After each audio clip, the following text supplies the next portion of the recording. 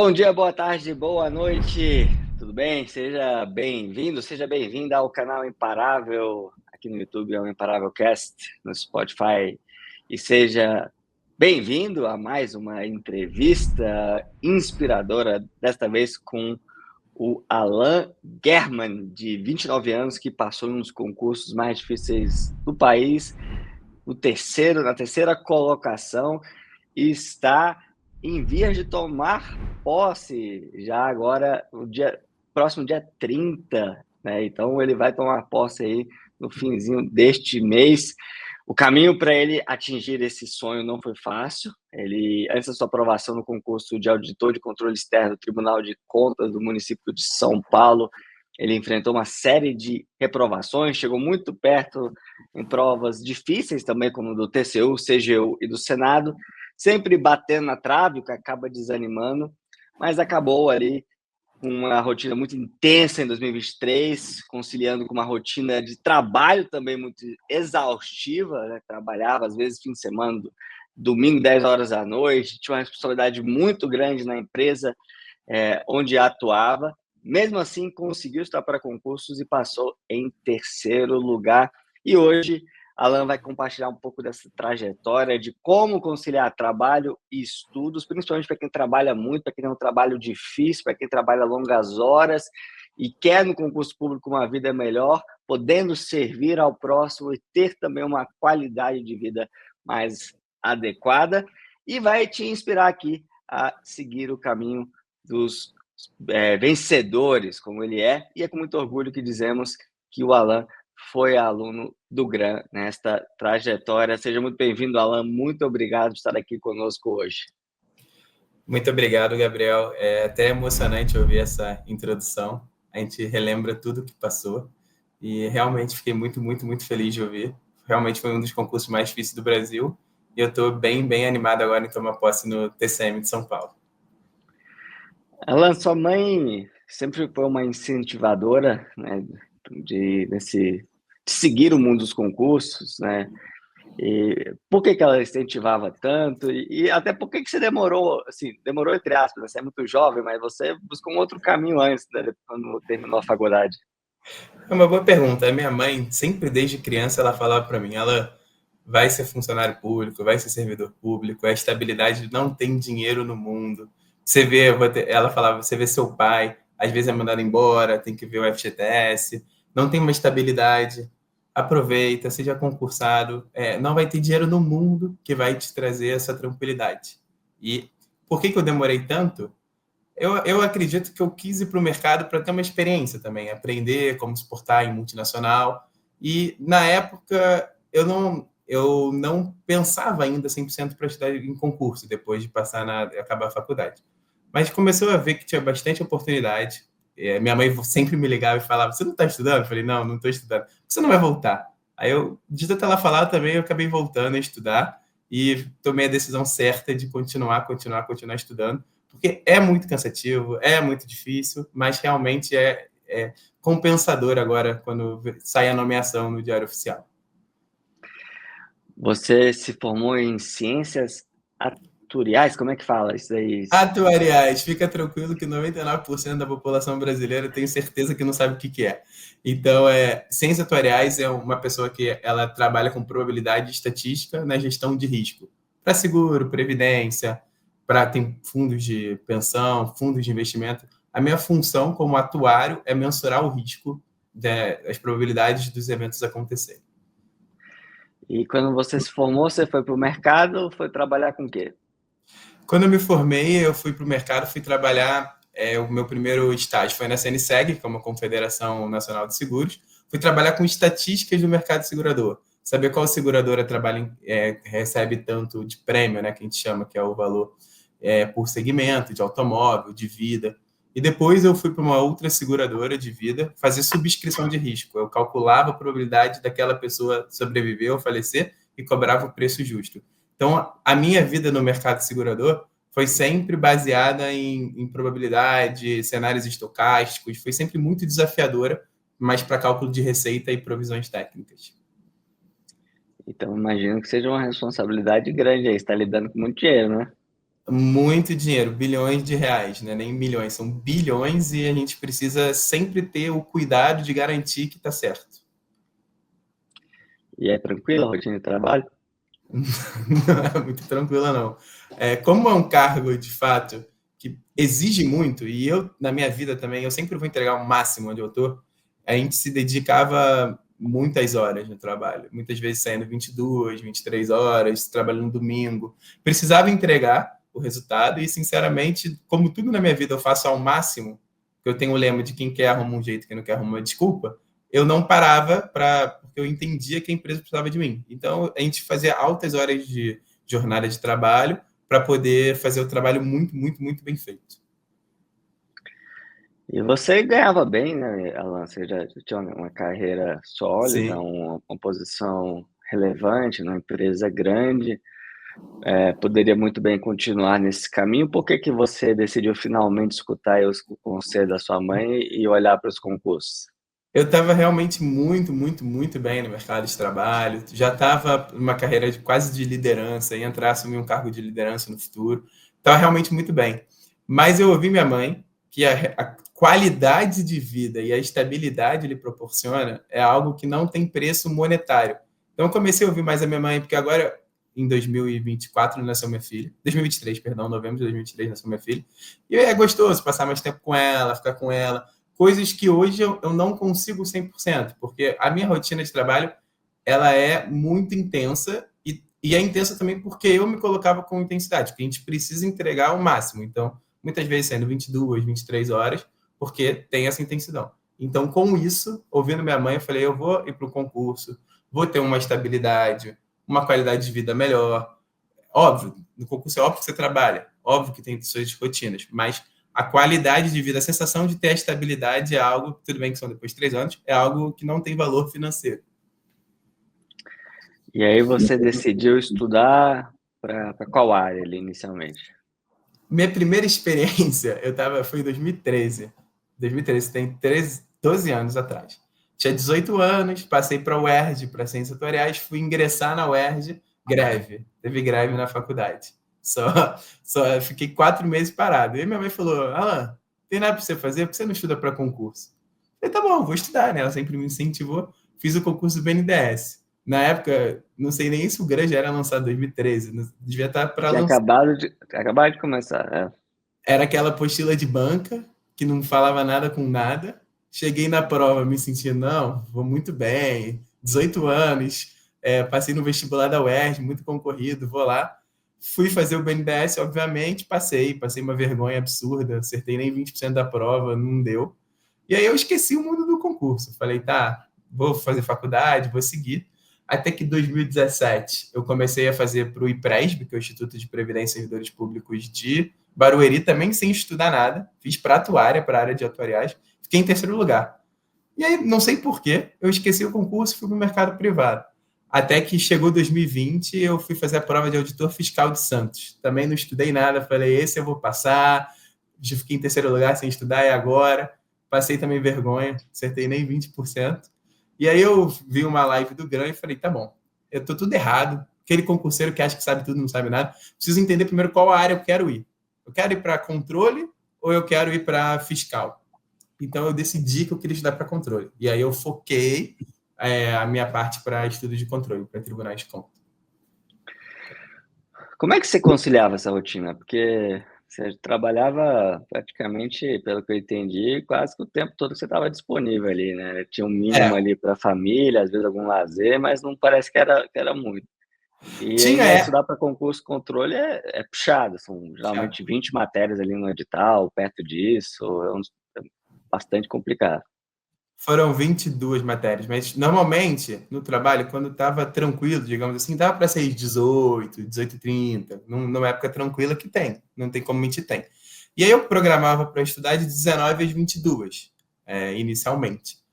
Às vezes eu ia até meia-noite, ia e acordava cedo, porque eu tenho o hábito de rezar toda manhã, 7 da manhã, na sinagoga com meus amigos. Então eu acordava 6 da manhã para rezar e isso negociava para mim. Então eu estudava até meia-noite, no ritmo pré-edital, porque realmente controle não é fácil, você tem que ter uma rotina de estudo gigantesca, domingos que a minha esposa ia no shopping, no cinema, eu ficava estudando sozinho.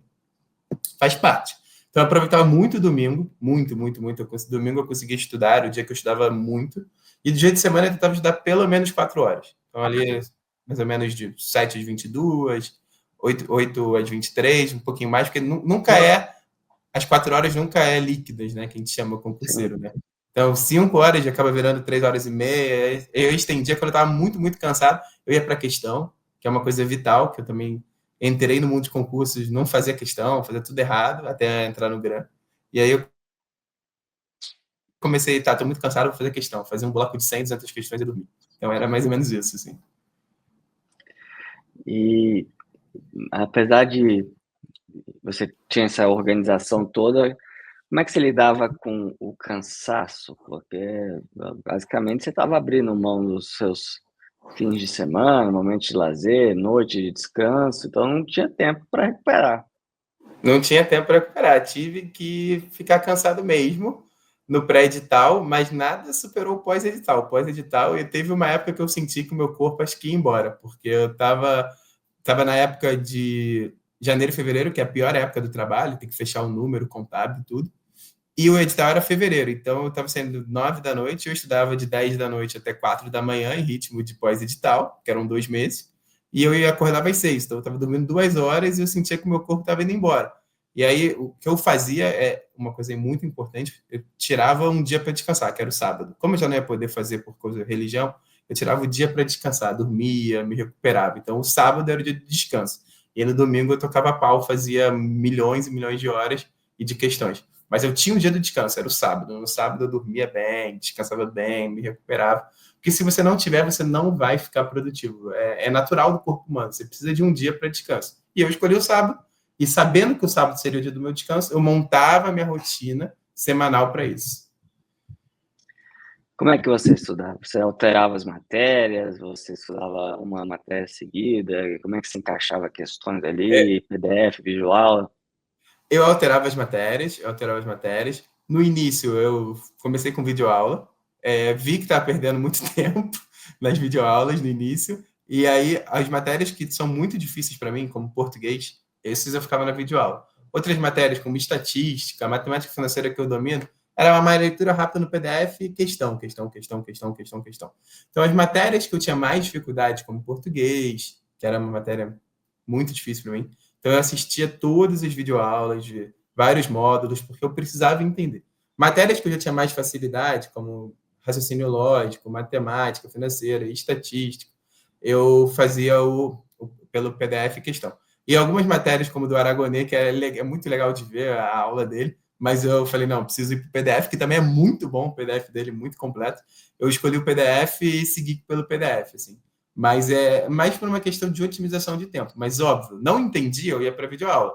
Eu usava a videoaula como um recurso de vou tentar seguir apenas se eu tiver dúvida. Porque o PDF, ele é mais rápido. Então, quando a gente tem pouco tempo, vamos otimizar. Mas a videoaula foi fundamental sempre para quando eu tinha dúvida. Eu assistia a videoaula e entendia tudo. Você bateu na trave em 3 grandes concursos, TCU, CGU e o Senado. O que aconteceu nesse concurso? Como é que foi lidar com essa reprovação por pouco? Te abalou isso daí? É muito ruim. É muito ruim quando... eu não sei o que é pior, quando você está muito longe, você se sente muito mal porque você está muito longe, ou quando você está muito perto e você fala, putz, 1 ponto. Acho que na CGU eu fiquei por 1 ponto. 1 ponto para a redação ser... as discursivas serem corrigidas. 1 ponto. E aí você vê que tem 500 pessoas na sua frente. Você fala, cheguei tão perto, mas tão longe ao mesmo tempo. E aí vai te dando um desânimo. Você fala, isso não é para mim. Pô, tô estudando muito aqui, tô me matando e não tô entrando por 1 ponto, né? Não é possível. Mas o da CGU me machucou mais, porque o da CGU era parte de estatística. E teve uma questão lá que até hoje eu não sei o gabarito daquela questão, já fiz recurso para a FGV, já fiz tudo, não mudou. Mas foi por uma questão, de fato, que eu não entrei. E aquilo te machuca, porque você sente que está perto, mas você não sabe o quão perto está. É essa a grande questão do concurseiro. Você está muito perto, você está vendo que está passando, que está perto, mas não está. E aí eu falei para minha mãe, vou desistir e tal, não é para mim. Aí acho que ela me mandou o vídeo na época, se está perto, é porque está chegando. Vai bater na trave, uma hora vai fazer gol, continua, não para de estudar, vai chegar. E aí foi exatamente isso que eu continuei. E aí veio o concurso do TCM São Paulo. Como é que foi essa jornada intensa para o TCM? Essa eu vou contar porque aconteceu um fato curioso, né? O concurso TCM, salvo engano, abriu em 2020, março de 2020, comparado com a pandemia, até novembro de 22, quando voltou. Nesse meio tempo eu estava estudando, estava conseguindo conciliar bem. E aí eu casei em novembro de 21. Minha esposa falou: Ah, já que tá parado o concurso mesmo, vamos fazer uma lua de mel. Vamos fazer. Por que não? Vamos para a Itália. Em janeiro de 23. Por que não? Não vai voltar o concurso, vai demorar um pouco mais. Chegou novembro, 22 de novembro de 2022, concurso voltou. Aí eu vou cancelar a viagem, né? Não vou, preciso estudar, esse é o meu concurso e tudo. Aí não tem como cancelar, não vou reembolsar, não vai perder, era o sonho dela conhecer a Itália. Também falei, tá bom, vamos, eu vou me organizar na lua de mel.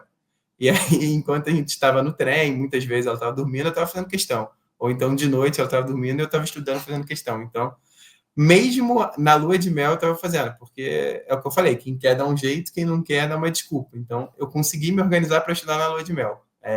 Não dava para cancelar, eu também não queria perder esse momento com ela, mas eu sabia que eu precisava estudar aquelas horas líquidas e fazer questão. Então, eu tirei muito mais para fazer questões. Na lua de mel, eu devo ter feito 2, 3 mil questões nesse meio tempo. Então, deu para me dedicar a isso. Mais para questão do que para aula, porque para aula, de fato, é mais difícil.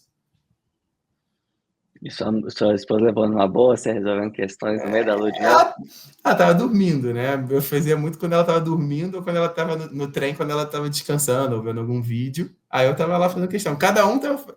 Quando ela descansava era mais tranquilo, porque eu ia lá para a varanda e fazia. Ou então, quando ela estava no trem descansando, eu também fazia. Mas eu tinha a meta que eu precisava fazer as questões. Já que eu não ia conseguir sentar e estudar, pelo menos fazer 2.000 questões olhando a lua de mel, eu queria ter feito e eu fiz. Me organizei para isso. Você abriu o celular ali no app e resolveu a questão no app do Gran? No do Gran, sim. No app do Gran e eu resolvi as questões. Foi muito bom, Como é que... assim. E o Gran te ajudou bem nessa jornada? Muito, nossa, muito. O Gran tem um diferencial, assim, para mim, que foi muito, muito diferencial. Não tem outros cursos, que eu estava trocando com os concurseiros, meus amigos, que foi as salas particulares. Não sei se ainda tem, mas as salas particulares foi onde eu conversei com grandes mentores e fiz amizade, até com o professor Túlio, fiz amizade, a gente conversa até hoje, e lá ele mudou um pouco o meu jogo, porque eu tava, foi na época que eu ainda estava fazendo, antes de fazer o TCU e o CGU, eu cheguei a fazer a LESP, não fui tão bem, aí eu tava tentando conversar com ele, eu, cara, mas quantas questões tu faz? Pô, não muitas. Ele, cara, dá para ver pelo nível das suas perguntas que tu vai passar. Mas se tu fizer questão, 30, 40, 50 mil questões, esquece concurso do Tribunal de Contas. Aí eu comecei, depois de conversar com ele, que foi por causa do Gran e da sala do Gran, que eu mudei para fazer pelo menos 1.000 questões por semana. Então eu consegui ajeitar meu jogo. E com isso eu fiquei muito mais perto do TCU e CGU. Eu estava muito longe na LESP e no TCU e CGU eu comecei a chegar cada vez mais perto. E aí no TCM eu passei. Como é que foi a sensação quando você viu o resultado final ali do TCM, aí já dentro das vagas, bem aprovado, terceiro lugar, né, se eu não me engano, então Sim. uma excelente colocação. O que aconteceu? Eram 2 vagas imediatas, saíram o resultado das objetivas, eu estava em segundo. Então, sabe aquela sensação, nossa, tô no jogo, vou passar, tô no jogo, tô na segunda, só que eu tinha uma discursiva na época que eu falei, será que eu zerei essa discursiva? Porque era muito complexo. Se eu zerar, eu não vou conseguir nota suficiente para passar. Então, eu ainda tinha uma certa ansiedade dentro de mim. Foi 1 mês e meio com essa ansiedade. Falei, pelo amor de Deus, será que eu vou ou não vou? Vou ou não vou? E aí, no final, não zerei e fiquei. Tudo bem, caí uma posição, mas fui chamado agora, então tá tudo bem. Mas caí uma posição, me custou essa posição. Meus amigos foram nomeados em abril de 24, me custou, 1 ano que eu tirei sabaticamente e que eu ia voltar a estudar em 2025, não vou mais. Então, foi isso, mas é uma sensação muito boa. Quando saiu a nomeação, você fica tremendo, você fala, nossa, realmente fui nomeado, saiu, agora eu sou auditor, é uma sensação indescritível, que tudo valeu a pena. As noites mal dormidas, as viagens no trem estudando, tudo valeu a pena. Você levou sua esposa para jantar para compensar a lua de mel que você ficou Tinha que estudando? levar, ainda vou levar em outro restaurante que ela quer. A gente vai, porque o meu aniversário agora é de 28 de janeiro, já vou aproveitar e já emendo tudo. Aí eu vou levar ela para jantar no restaurante que ela queria. E a sua mãe, a grande incentivadora aí do serviço público, ela, como é que ela tá agora, sabendo que você tá encaminhado? Na minha mãe, ela fala: meu filho, você ganhou na Mega Sena, você não tem noção do tamanho do prêmio que você ganhou. Ela tá super feliz, chorou um monte. Ela foi que chorou mais, assim, chorou muito, muito, muito, muito, muito. A gente falou: você tá agora tranquilo, eu vou poder ficar mais em paz, porque eu sei que a sua vida tá mais resolvida, não vai precisar passar aperto financeiro no futuro. Então ela ficou mais tranquila, assim, ela ficou muito, muito feliz, muito, muito emocionada. E super, super feliz, super contente, dizendo toda hora: meu filho ganhou na Mega Sena, tá super bem. Porque para ela e para mim você tem uma estabilidade hoje com o Brasil, tudo bem, o Brasil tá caminhando, mas você nunca sabe o dia de amanhã, se pode entrar uma crise, pode ter uma pandemia, como teve em 2020, 2021, que muita gente foi mandada embora, muita gente teve seu salário reduzido. Então, você não sabe o dia de amanhã, não tem como saber. E aí, com isso, ela tá super feliz e eu também super, super feliz. Alan, qual conselho você daria para quem está nos acompanhando agora? Talvez uma pessoa que tem um trabalho intenso, está trabalhando muito, não sabe se dá para conciliar com estudo para concursos, alguém que está passando aí por reprovações, provações ali, né? Às vezes dificuldades da vida diversas. Qual conselho você daria para essa pessoa persistir, insistir, ser imparável como você foi e é nessa jornada? Com certeza persistir. Existe uma coisa chamada quem quer vai dar um jeito. Por exemplo, a rotina de trabalho é intensa? Claro que é intensa. Eu trabalhava muito e eu não era porque eu estava estudando para concurso que eu não ia dar o meu melhor no meu trabalho. Isso é inegociável para mim. Onde eu estou, eu dou o meu melhor. Então, eu dava o meu melhor no meu trabalho e depois eu saía do trabalho e dava o meu melhor no concurso. Então, primeiro passo, a sua rotina é muito atarefada? É muito atarefada. Se dedica um pouco mais depois da rotina e tenta estudar no domingo, mas sempre tirando um dia de descanso, porque senão você não vai render, é normal. E se você está batendo na trave, eu vou usar o conselho que minha mãe me deu. Se está batendo na trave é porque você está mais perto do gol. Antes você não estava, você está vendo para fora. Agora que você está mais perto do gol, é só acertar um chute que vai entrar. Uma hora vai. Uma hora vai, continua, não desista. É difícil, é triste, é chato quando você reprova por pouco, mas tem uma coisa boa, porque está chegando perto. Se está chegando na trave é porque está chegando perto. E foi isso que a minha mãe falou. E não é conselho de quem não viveu, é conselho de quem viveu isso. É difícil, eu sei que é difícil, mas vale muito a pena. Alan, muito obrigado pela participação aqui. Parabéns pela história, pela superação, pela dedicação. Foi um prazer conhecer um pouquinho mais. E depois conte pra gente como é que tá o trabalho do TCM, né?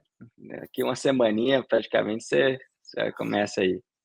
Graças a Deus, daqui a uma semana eu vou tomar posse, vou começar, já vou entrar em exercício, que eu possa servir bem a Prefeitura de São Paulo, possa ver todas as partes, porque no final é bom a gente servir os outros. Então, eu também tenho um propósito, uma missão como essa, que é muito, muito importante.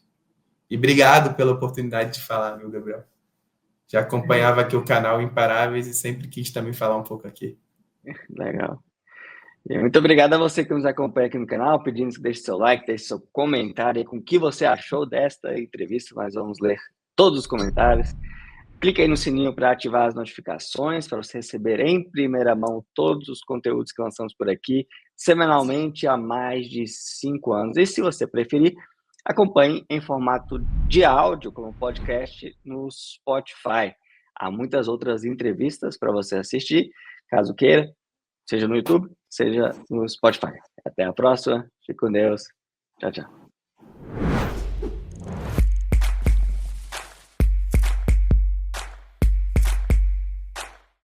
Você quer assistir a conversas como esta, inspiradoras, de imparáveis que conquistaram seus sonhos e passaram por desafios muito, muito grandes? Então inscreva-se no canal Imparável, acompanhe centenas de entrevistas como esta e também assista aos novos depoimentos, às novas conversas, toda quinta-feira às 19 horas aqui no canal.